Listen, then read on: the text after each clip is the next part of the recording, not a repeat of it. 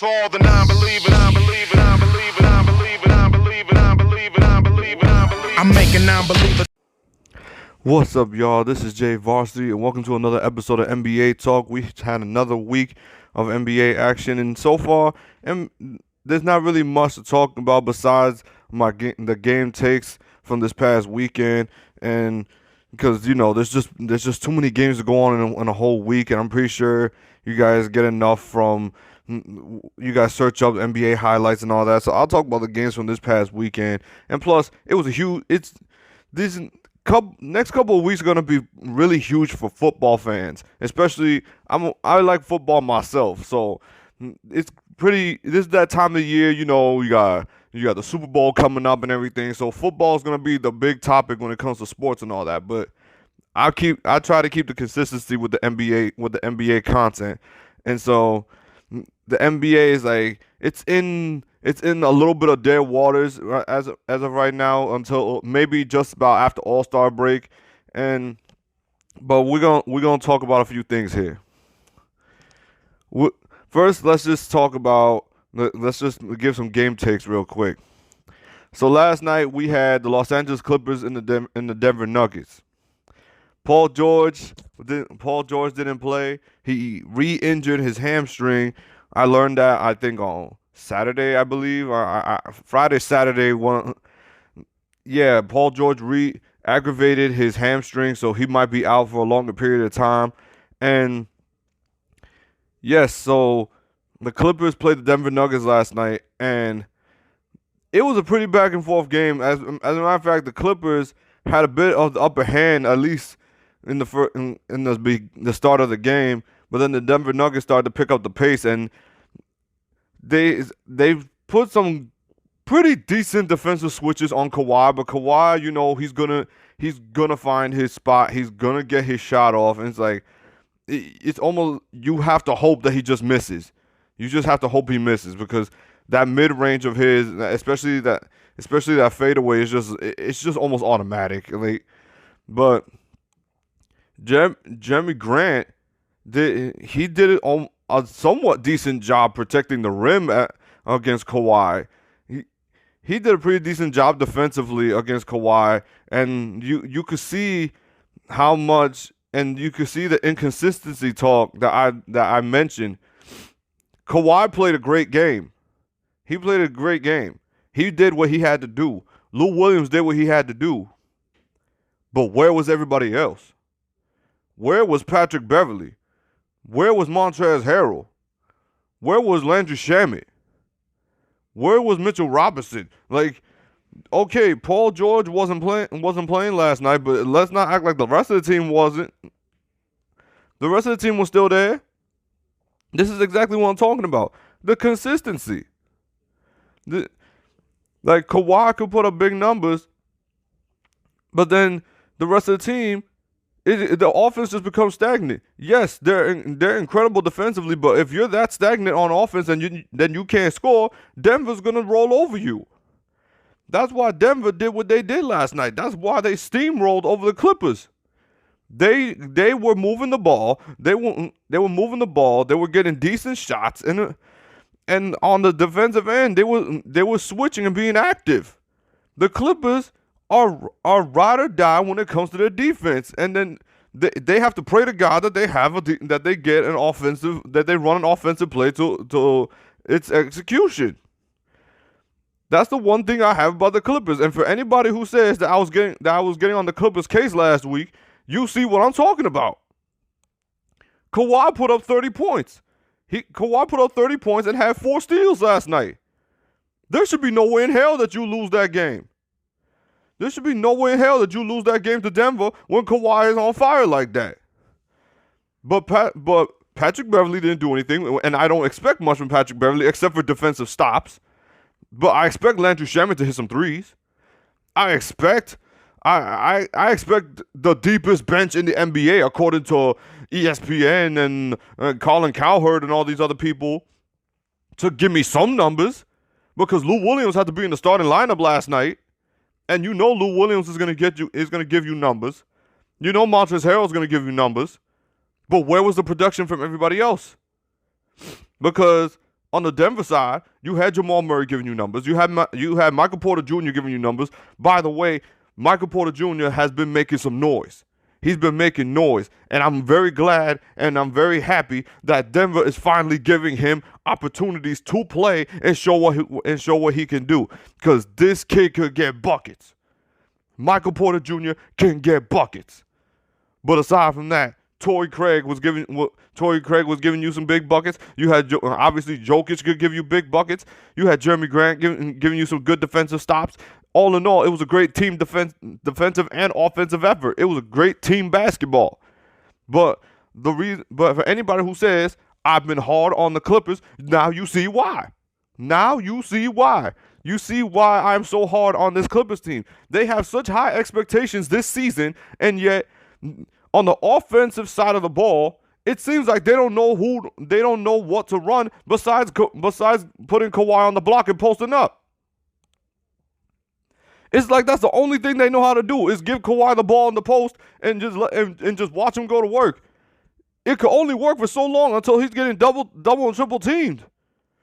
Now, it's going to be a little more difficult with Paul George being out, but even Paul George, with his inconsistency, he's been a bit of a problem also.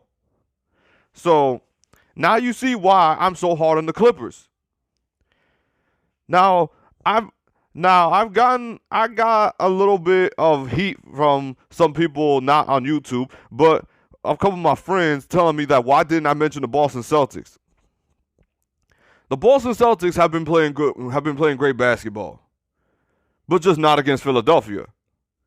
But they played against the Pelicans the other day. They put up 140 points. They're over here trying to get me to try to gas up Jason Tatum for putting up 41 against the Pelicans. And I'm here to tell you, Jason Tatum, he's a very talented. He's a great basketball player. But he sometimes gets full in his head. Jason Tatum gets a little bit too full of himself. And I know I might sound like a hater and all that, but that's just my opinion. That's just my opinion. Jason Tatum, the whole Boston Celtics team to me gets a little too full of themselves whenever they start playing winning basketball. And I know they didn't just start playing winning basketball. They've been playing up and down basketball as of lately, but there was at one point in time in the season where they were playing really great basketball and they were on a nice stretch of a winning streak. But the problem with me with the Boston Celtics, they downplay their opponents. That's one. They try to play like as if they're better than other teams when any team on any given night could give you that butt whooping every now and then. They can give you that ass whooping. And sometimes to me, it's like, I don't know what it is. What is it about the Boston Celtics? And I got on them 2 years ago saying that there was no excuse why you shouldn't make it to the NBA Finals as soon as LeBron left the Eastern Conference. They get knocked out by Milwaukee. Well, who thought that Milwaukee was going to be that good? But still, with the talent that the Boston Celtics had in that season, and you could say, oh, Kyrie was being toxic. He was always holding the ball and everything. Gordon Hayward being in the starting lineup ruined the chemistry. I don't want to hear all that. Because as soon as Kemba Walker shows up and you see this team as it's rolling now, I have to say this. You really blaming Kyrie for your problems? Although Kemba Walker is a more willing passer. But in case of Jason Tatum, I'm tired of hearing people mentioning how young he is. He is a basketball player. He's in his third NBA season. Of course, he's going to make a leap offensively because of the time he's been in the league. So for my friends who are trying to tell me to rave about Jason Tatum going off against the Pelicans, of course he's going to put up career numbers. He's only been in the league for who knows how damn long.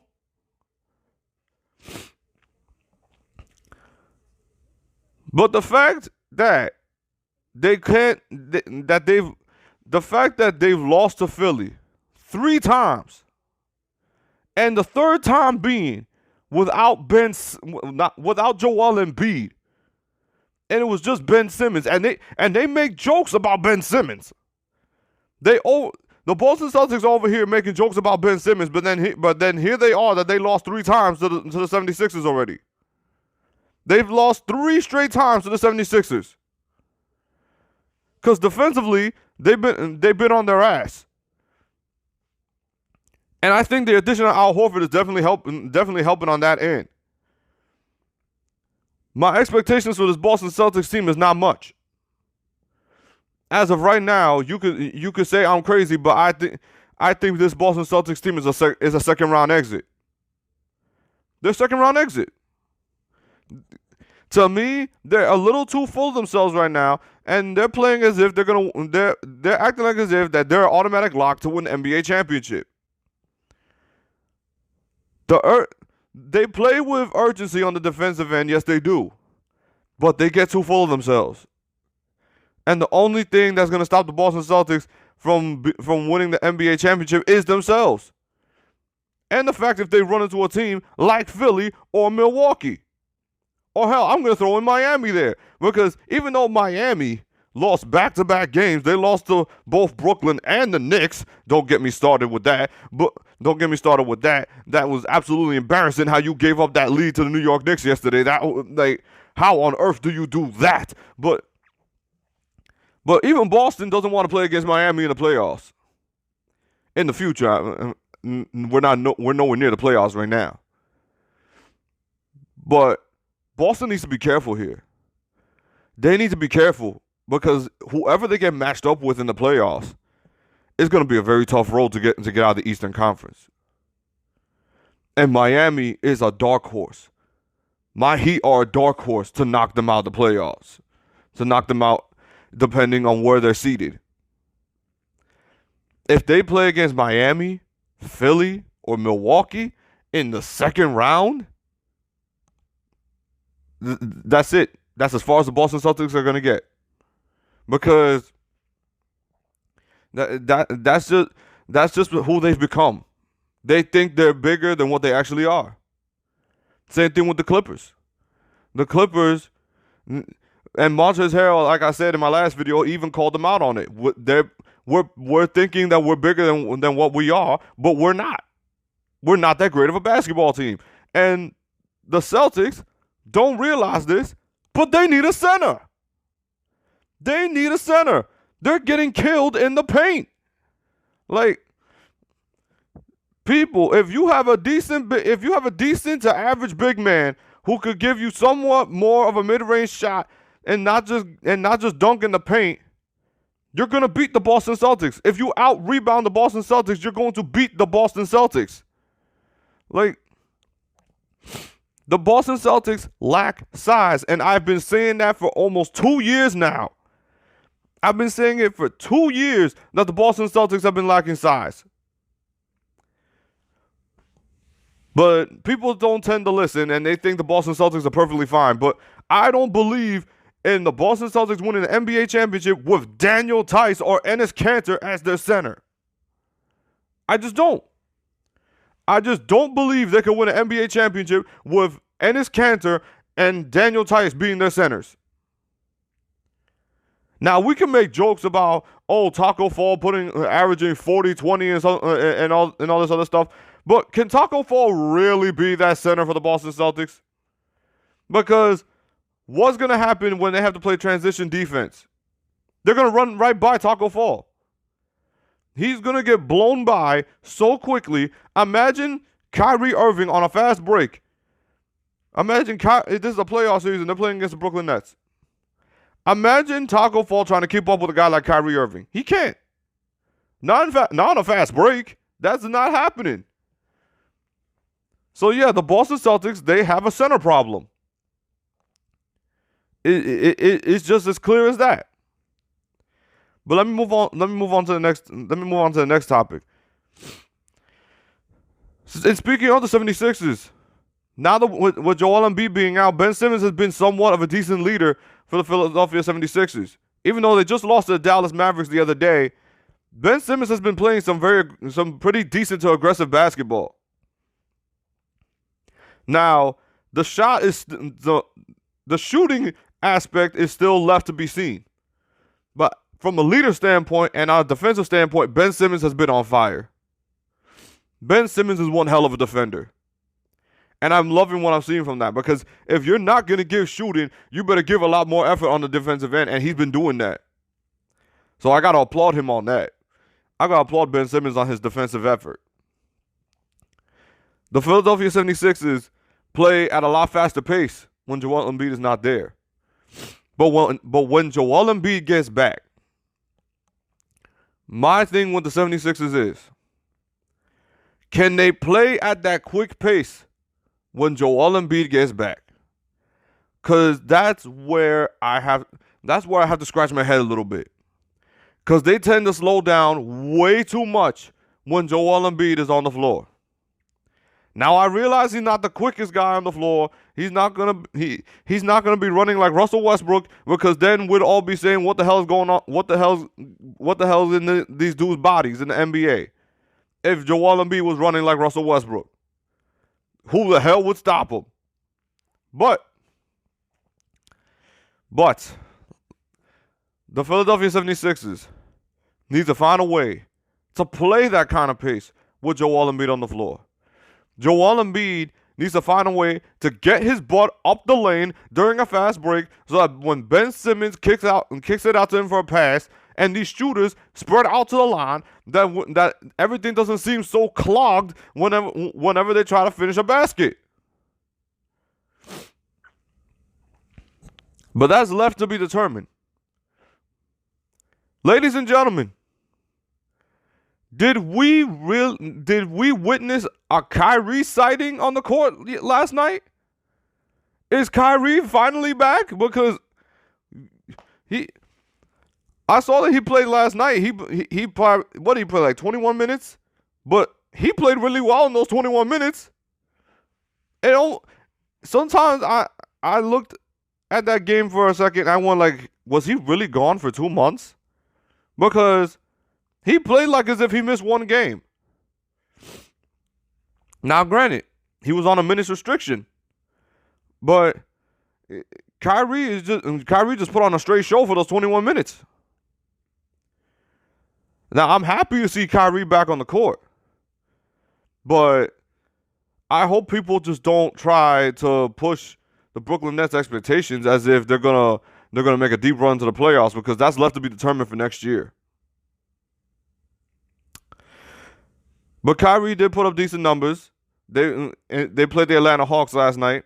The Brooklyn Nets in general played a really good game against the Atlanta Hawks last night. The Atlanta Hawks have also been an inconsistent team, but they do try to go out with a fight. Sorry if I'm stuttering a lot, but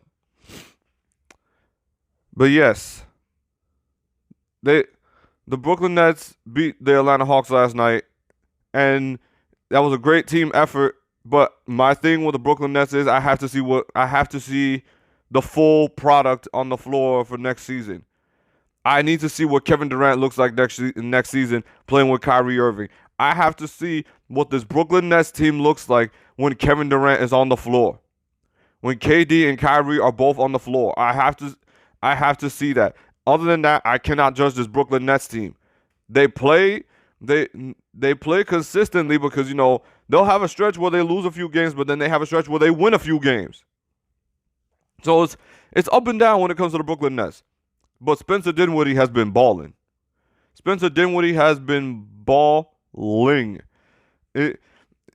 He's playing almost at all-star numbers, but now that Kyrie is back, who knows how much his numbers are going to diminish. But yeah, speaking of the Dallas Mavericks, Luka Doncic has been seeing a lot of defenses, especially against him. When it came to the game against the Lakers with that zone defense and how big men were picking him up on the trap, but he played very well against the 76ers. He's been a little bit up and down also ever since the last month. But Luka Doncic has been getting banged up. which is something that Rick Carlisle has been making various comments about, that he doesn't like how teams are getting so physical with Luka Doncic. But for me, in my case, if he experiences this now, he'll know how to deal with it as he keeps progressing in this league. Because then he's going to be like, I've seen this before. I know how to beat this. Every player has that moment where they're like, I've seen every single defense that they try to throw at me. Look at LeBron James. And even though this was the worst defensive tactic by the New York Knicks, they left LeBron James open at the three-point line and dared him to shoot the three to beat them. Even though they were getting smoked in the paint as well. But Luka Doncic is like, it's almost like teams are saying, we have to beat him up and make him feel us before he could score a basket. And Jared Dudley, if you saw his interview for his post-game interview on Bleacher Report's Instagram, then you could see how he mentions that you have to try to take away that step back three and try to stay on him. And if you could have that defensive discipline and stay on him over the pick and rolls, over the screens, stay on him, get a little physical with him, and depending on what calls he tries to somewhat create contact. If you stay physical with him, then he could have one of those off games, which is any superstar in that case. Any superstar in that case can have those off games when you get that physical with them. They can have those games. But Luka Doncic, he's starting to see that now, and to me, it's only going to make him better. It's only going to make him better in the future. So who knows, in due time, he might get stronger next season, so he won't be dealing with so much physical contact. Because Michael Jordan went through the same thing when he had to go through the bad boy Pistons. Look at how much muscle he had to gain in order to deal with that physicality from the bad boy Pistons. Even though NBA teams today are not being as physical as the bad boy Pistons, but Luka Doncic has been getting banged up in quite a few games. Whether it's his hand, his ankle, he's feeling them. He's feeling them, and that's what he has to deal with. Now, Porzingis not being there is also not helping. It's not helping that, because now it's a lot easier to hone in on Luka Doncic when you don't have that 7-footer who could pull up from three. So that's not helping the Dallas Mavericks, even though the Dallas Mavericks have been playing some consistent basketball. Their offense is somewhat interesting when it comes to how they space the floor, and it's interesting in a way because you have Tim Hardaway Jr. that sometimes he wants to be a slasher, sometimes he just wants to be a strict three-point shooter. You have Finney Smith who if that Luka Doncic forever finds him wide open. I've never seen a game where he doesn't find Finney Smith wide open. Powell will get his lobs. Seth Curry has been an amazing bench piece. DeLon Wright has been great also. The spacing on that Dallas Mavericks team is just great. But those players need to find a way to get Luka that space so that he doesn't feel so much physical contact as he moves on in his career, because you can't let him get banged up in every single game. Now the next game I'm going to cover, and this was just very interesting because when I looked at my phone that morning and I heard LeBron James was going to be out against the Thunder, and I already knew Anthony Davis was going to be out, and then I heard Danny Green also was going to be out that day, I was like at one point, you know what? I wouldn't be surprised if they lost. But as I saw the play-by-play on my phone, and as I saw the score pinned on my home screen, and I see the score, I'm going like, well, who's doing all the scoring? who's been putting up the big numbers? Because somebody on the Lakers had to be putting up big numbers that they were blowing out the Thunder like this, because the Thunder were on a hot roll in the past month. What were they, 11-4? 11-4, 11-5? I don't know. I don't know. Yeah, 11-4. 11-4 in the past month. It's just,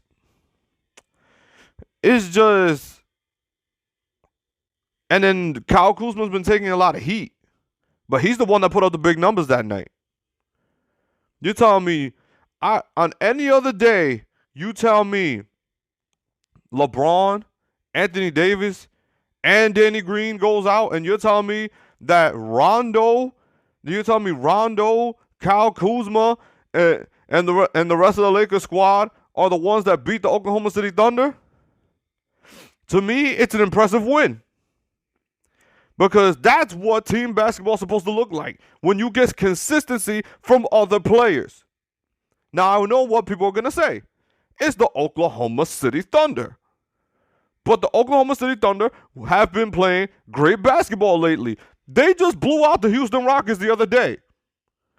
You would have thought that no LeBron, no AD, no Danny Green, this should have been a cakewalk for OKC. This should have been a cakewalk. But then Kyle Kuzma said, hell no. This is not a cakewalk.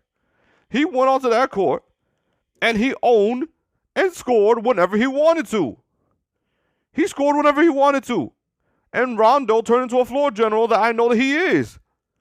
And then people forget, Quinn Cook is on this team. So it's like, I love when I hear that people say that the Lakers need a backup point guard. But then you have Rondo and Quinn Cook. You signed Quinn Cook for a reason. You need to utilize this team a whole lot better. After this performance, I expect the Lakers to utilize every bit of depth on this roster. Because look what they had that night against a fully healthy Thunder team. This is the depth that I'm trying to talk about. This is the kind of production that you need to get, which is not something the Clippers are getting on a nightly basis from their bench. That is the difference. That what I'm trying to talk about, consistency. You could have a night where it's just not your night and your shots are just not falling. But then you can't tell me that it's going to happen every single game and then somehow you're winning games because your star player has to put up monster numbers. So for me, the Lakers and the rest of their unit beating the Oklahoma City Thunder, it's impressive because now that creates the narrative. Can they play that consistent basketball if Anthony Davis and LeBron don't play as the season closes on? That raises that question. But the Oklahoma City Thunder, they've been playing great basketball before that night. Blowing out the Houston Rockets in that fashion, and Chris Paul putting on that show. I don't know what to say about OKC at this point. I thought they would be in a rebuilding phase, and everybody on this team would start talking about trading these dudes and already trading them already. But they've been playing competitive basketball, and that's just that. It's just that they've been playing consistent basketball. I mentioned Kevin Durant earlier, but right now we're not talking about the Brooklyn Nets. Everybody made a whole spectacle during Russell Westbrook's return night, and Kendrick Perkins said, and I quote, that Russell Westbrook is the greatest player to ever put on a Thunder jersey. That sparked a whole debate, and even Kevin Durant himself, like he always does, caught in his feelings, had to just throw his opinion out there. It would start a whole back and forth. I can't remember every single thing that they said in the tweets, but all I remember is that somebody mentioned that Russell Westbrook ran into a door and it's called the second round. And Kendrick Perkins responded by saying that Kevin Durant lost in the second round also when Russell Westbrook got injured. That was the year that the Oklahoma City Thunder were the number 1 seed. Which is true. They got beat by Memphis in 5. But KD decided to respond by saying that, yeah, and we got a whooping, and our center gave us a whooping 2 and 3. He averaged a good 2 points and 3 rebounds, but he also mentioned something, and he tried to be sarcastically nice about it, saying, but I appreciate you, champ. And then Kendrick Perkins said what we've all been saying for the past few years in his time in Golden State. You quit on OKC. He said what we've all been saying for a very long time, that he quit on the Oklahoma City Thunder, which he did. Kevin Durant quit on the Oklahoma City Thunder, and that caught Kevin Durant in his feelings. Kevin Durant is going to have to accept the fact that is going to is going to be kept being thrown in his face over and over and over again until he wins a title with the Brooklyn Nets. And if KD never wins another title, because this just opened a whole nother narrative for next season, KD's trying to kill the narrative that he pulled off the weakest move in NBA history. And Kendrick Perkins basically said that you gave up on you basically gave up on the Oklahoma City Thunder when you had a chance to win a championship that year. To me, Kevin Durant is just asking for all the smoke next season. Now, the pressure is going to be at an all-time high. You're going to have this Brooklyn Nets team next season. You're going to play with Kyrie Irving next season. Within the next 2 years, if you don't win an NBA championship with the Brooklyn Nets, and we keep on with this narrative that he couldn't win a title till he had to quit on the Oklahoma City Thunder and jump on the 73-9 Warriors, which is not technically true, but I'm not defending his decision.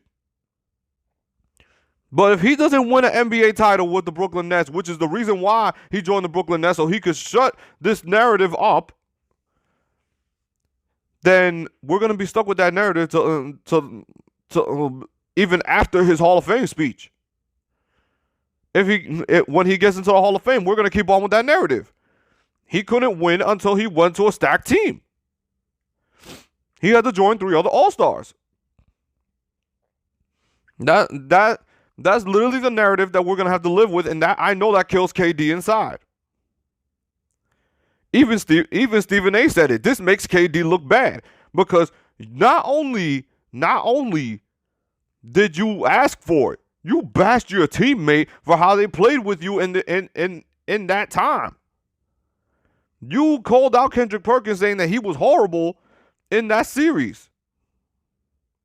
And Kendrick Perkins said what we've all been saying for years. And now that brings the aspect, do NBA players feel that way about Kevin Durant? That they look at him and say, you had to pull off the weakest move in NBA history to win a ring. Does LeBron feel that way? Does Westbrook feel that way? Does James Harden feel that way? Does Kawhi feel that way? Does James Harden feel that way? It's every NBA superstar. Do they look at Kevin Durant that way now? So that's why I'm saying that next season, Kevin Durant is not only going to have a rough time that he has to deal with all the smoke, now the expectations are going to be so high. Now can you withstand that kind of pressure? Can you take Brooklyn to the NBA Finals next year? When you got to go through the 76ers, you got to go through the Boston Celtics, you got to go through the Milwaukee Bucks with Giannis. Expectations are going to be so high on Kevin Durant's shoulders. Now it's all about, can he back up everything that he says? Now it's all about, can he back up everything that he says? But yes, that's about all that's about all that I'm gonna cover for this week. We got other NBA action going on this week. I hope you guys. But like I said, this is a big time when it comes to football. So if you're not watching the NBA and you like football, I wouldn't be down you either. I'm looking forward to the football games this weekend also. So, and if you wanna get any football news or anything like that, go check out Unsportsmanlike Conduct. That's another great podcast channel. But anyway, that's it. That's all. This is your boy Jay Varsity, and I am out. Peace. We got some non-believers out there. Make believers out of non-believers.